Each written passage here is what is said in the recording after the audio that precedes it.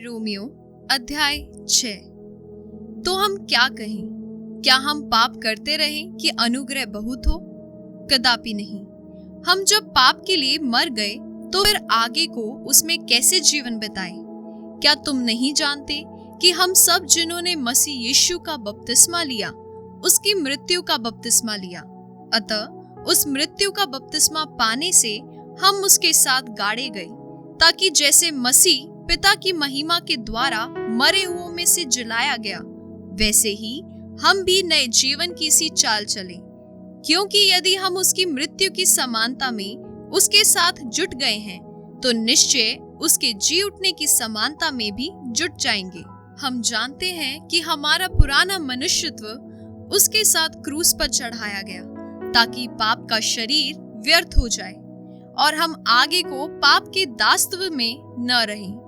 क्योंकि जो मर गया वह पाप से छूटकर धर्मी ठहरा।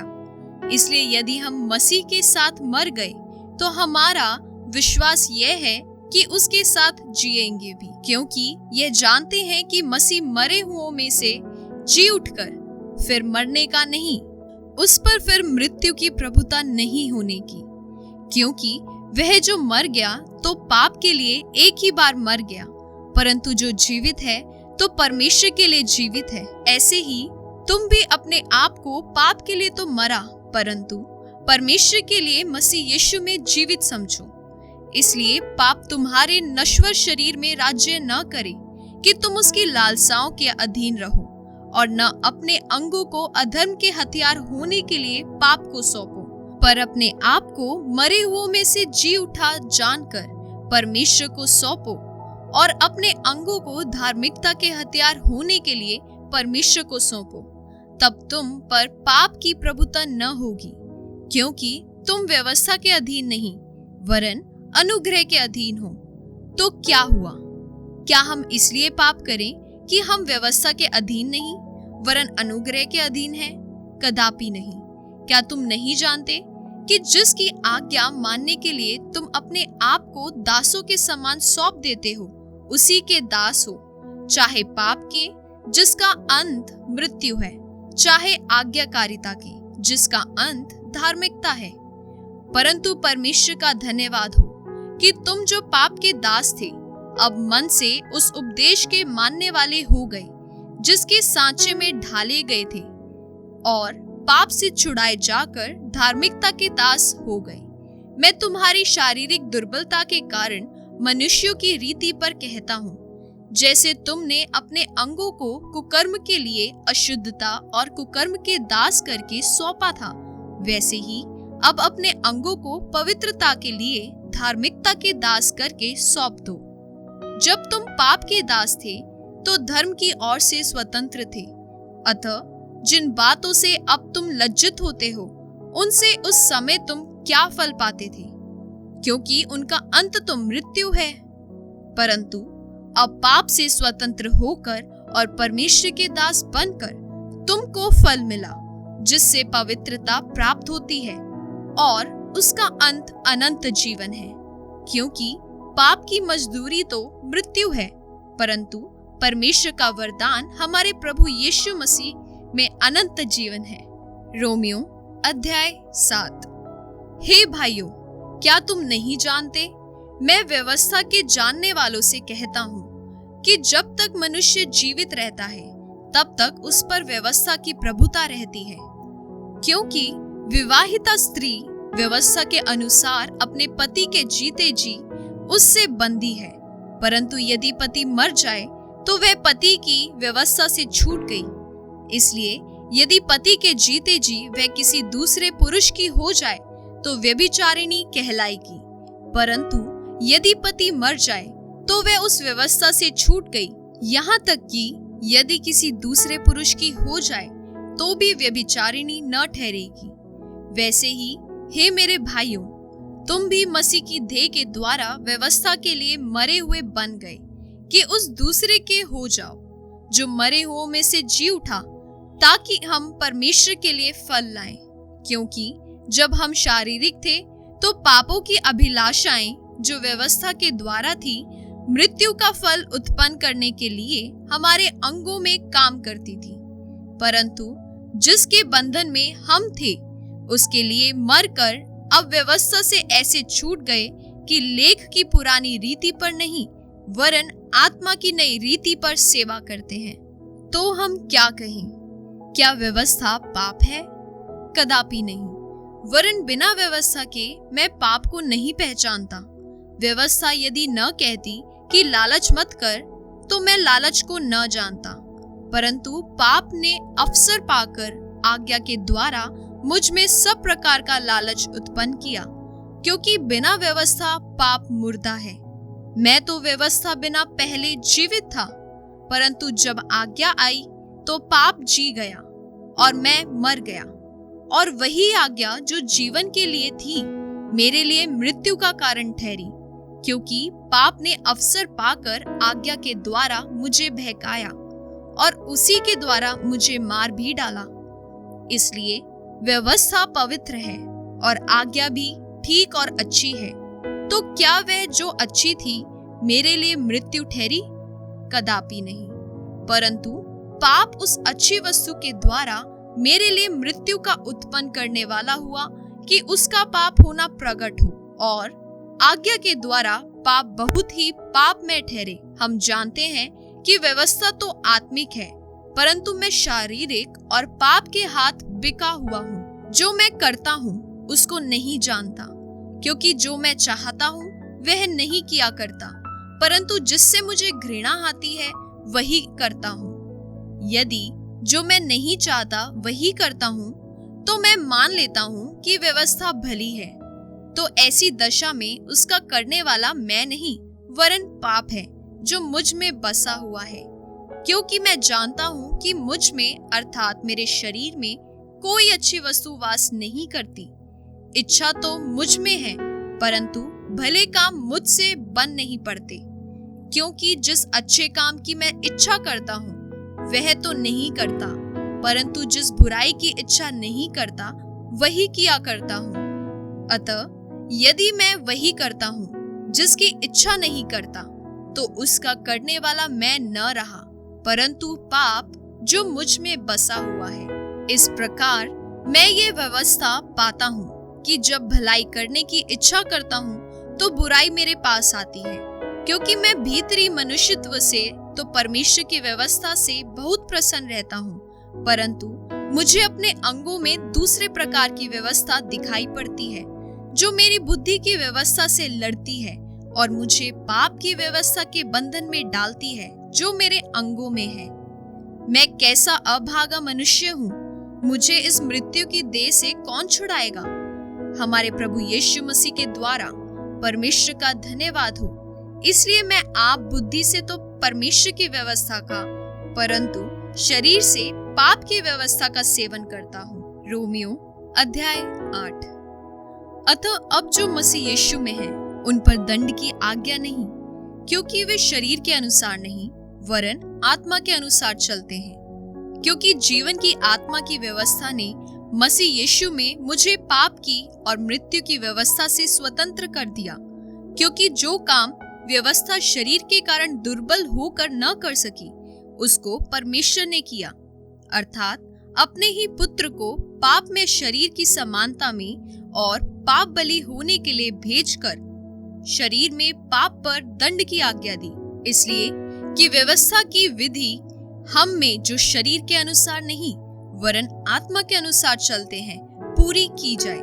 क्योंकि शारीरिक व्यक्ति शरीर की बातों पर मन लगाते हैं, परंतु आध्यात्मिक आत्मा की बातों पर मन लगाते हैं। शरीर पर मन लगाना तो मृत्यु है, परंतु आत्मा पर मन लगाना जीवन और शांति है। क्योंकि शरीर पर मन लगाना तो परमेश्वर से बैर रखना है, क्योंकि न तो परमेश्वर की व्यवस्था के अधीन है और न हो सकता है।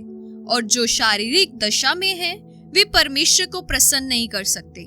परंतु जबकि परमेश्वर का आत्मा तुम में बसता है तो तुम शारीरिक दशा में नहीं परंतु आत्मिक दशा में हो। यदि किसी में मसीह का आत्मा नहीं तो वह उसका जन नहीं। यदि मसीह तुम में है तो देह पाप के कारण मरी हुई है, परंतु आत्मा धर्म के कारण जीवित है। यदि उसी का आत्मा जिसने यीशु को मरे हुओं में से जिलाया तुम में बसा हुआ है, तो जिसने मसीह को मरे हुओं में से जिलाया वह तुम्हारी नश्वर देहों को भी अपने आत्मा के द्वारा जो तुम में बसा हुआ है जिलाएगा।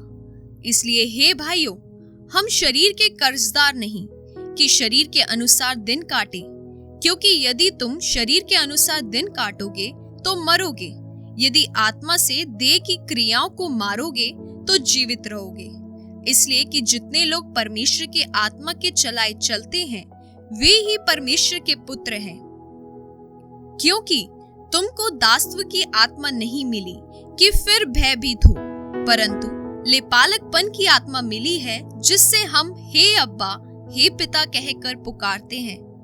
आत्मा आप ही हमारी आत्मा के साथ गवाही देता है कि हम परमेश्वर की संतान हैं, और यदि संतान हैं तो वारिस भी, वरन परमेश्वर के वारिस और मसीह के संगी वारिस हैं, कि जब हम उसके साथ दुख उठाएं तो उसके साथ महिमा भी पाएं। क्योंकि मैं समझता हूँ कि इस समय के दुख और क्लेश उस महिमा के सामने जो हम पर प्रकट होने वाली है कुछ भी नहीं है। क्योंकि सृष्टि बड़ी आशा भरी दृष्टि से परमेश्वर के पुत्रों के प्रकट होने की बाट जो रही है, क्योंकि सृष्टि अपनी इच्छा से नहीं पर अधीन करने वाले की ओर से व्यर्थता के अधीन इस आशा से की गई कि सृष्टि भी आप ही विनाश के दासत्व से छुटकारा पाकर परमेश्वर की संतानों की महिमा की स्वतंत्रता प्राप्त करेगी। क्योंकि हम जानते हैं कि सारी सृष्टि अब तक मिलकर कराहती और पीड़ाओं में पड़ी तड़पती है, और केवल वही नहीं पर हम भी जिनके पास आत्मा का पहला फल है आप ही अपने में कराहते हैं और लेपालक होने की अर्थात अपनी देह के छुटकारे की बाट जोते हैं। इस आशा के द्वारा हमारा उद्धार हुआ है। परंतु जिस वस्तु की आशा की जाती है जब वह देखने में आए तो फिर आशा कहाँ रही? क्योंकि जिस वस्तु को कोई देख रहा है उसकी आशा क्या करेगा? परंतु जिस वस्तु को हम नहीं देखते यदि उसकी आशा रखते हैं तो धीरज से उसकी बाट जोते भी हैं। इसी रीति से आत्मा भी हमारी दुर्बलता में सहायता करता है, क्योंकि हम नहीं जानते कि प्रार्थना किस रीति से करना चाहिए, परंतु आत्मा आप ही ऐसी आहें भर भर कर जो बयान से बाहर है हमारे लिए विनती करता है। और मनों का जांचने वाला जानता है कि आत्मा की मनसा क्या है, क्योंकि वह पवित्र लोगों के लिए परमेश्वर की इच्छा के अनुसार विनती करता है। हम जानते हैं कि जो लोग परमेश्वर से प्रेम रखते हैं उनके लिए सब बातें मिलकर भलाई ही को उत्पन्न करती हैं, अर्थात उन्हीं के लिए जो उसकी इच्छा के अनुसार बुलाए हुए हैं।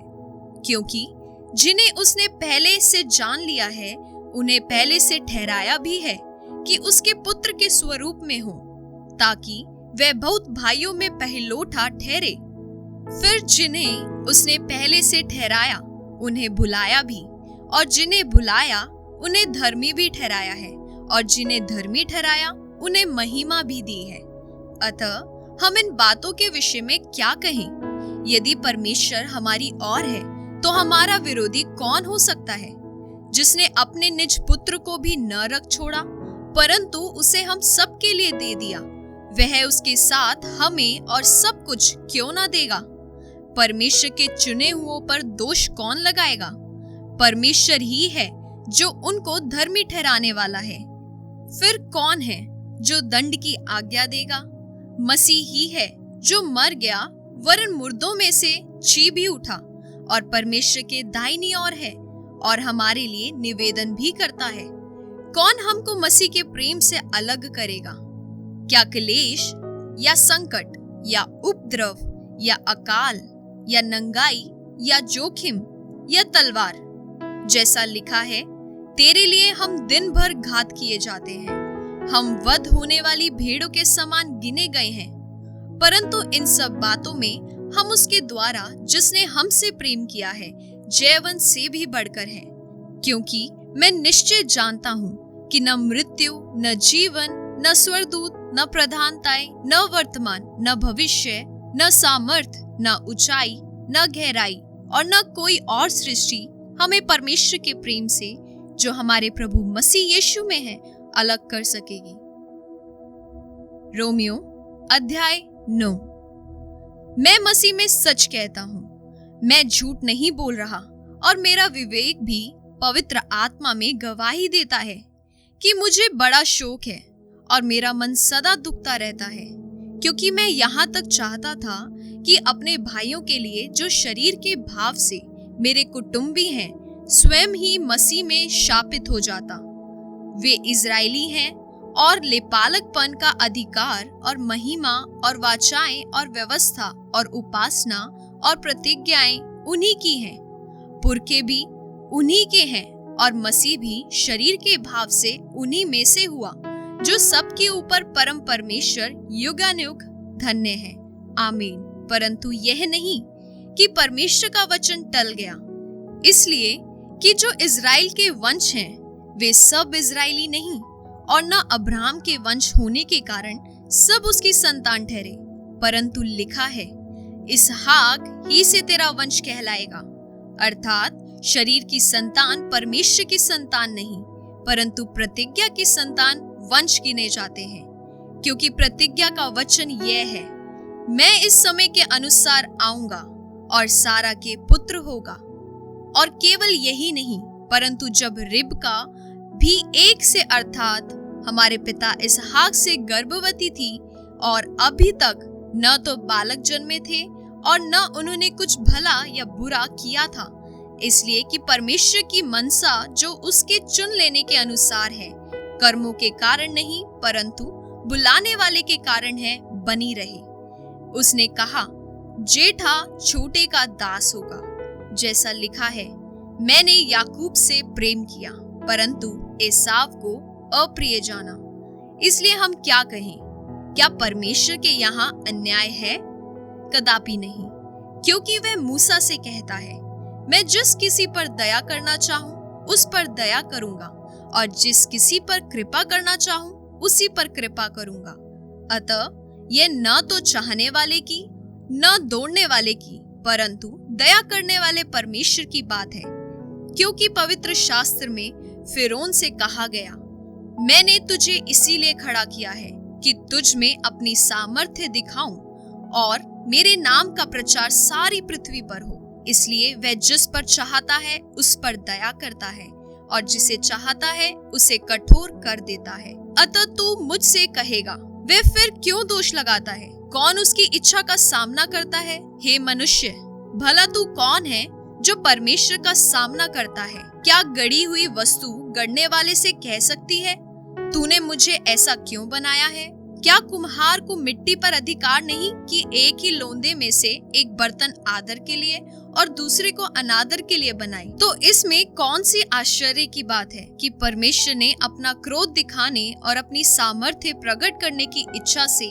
क्रोध के बर्तनों की जो विनाश के लिए तैयार किए गए थे बड़े धीरज से सही, और दया के बर्तनों पर जिन्हें उसने महिमा के लिए पहले से तैयार किया, अपने महिमा के धन को प्रकट करने की इच्छा की, अर्थात हम पर जिन्हें उसने न केवल यहूदियों में से वरन अन्य जातियों में से भी बुलाया, जैसा वह होशे की पुस्तक में भी कहता है, जो मेरी प्रजा न थी उन्हें मैं अपनी प्रजा कहूंगा और जो प्रिय न थी उसे प्रिय कहूंगा। और ऐसा होगा कि जिस जगह में उनसे यह कहा गया था कि तुम मेरी प्रजा नहीं हो, उसी जगह वे जीवते परमेश्वर की संतान कहलाएंगे। और यशायाह इज़राइल के विषय में पुकार कर कहता है, चाहे इज़राइल की संतानों की गिनती समुद्र के बालू के बराबर हो, तो भी उनमें से थोड़े ही बचेंगे, क्योंकि प्रभु अपना वचन पृथ्वी पर पूरा करके धार्मिकता से शीघ्र उसे सिद्ध करेगा। जैसा यशायाह ने पहले भी कहा था, यदि सेनाओं का प्रभु हमारे लिए कुछ वंश न छोड़ता तो हम सदोम के समान हो जाते और अमोरा के सदृश ठहरते। अतः हम क्या कहें? यह है कि अन्य जातियों ने जो धार्मिकता की खोज नहीं करते थे धार्मिकता प्राप्त की, अर्थात उस धार्मिकता को जो विश्वास से है। परंतु इजरायली जो धर्म की व्यवस्था की खोज करते थे उस व्यवस्था तक नहीं पहुंचे। किस लिए? इसलिए कि वे विश्वास से नहीं परंतु मानो कर्मों से उसकी खोज करते थे। उन्होंने उस ठोकर के पत्थर पर ठोकर खाई, जैसा लिखा है, देखो मैं सियोन में एक ठेस लगने का पत्थर और ठोकर खाने की चट्टान रखता हूँ, और जो उस पर विश्वास करेगा वह लज्जित न होगा। रोमियो अध्याय 10।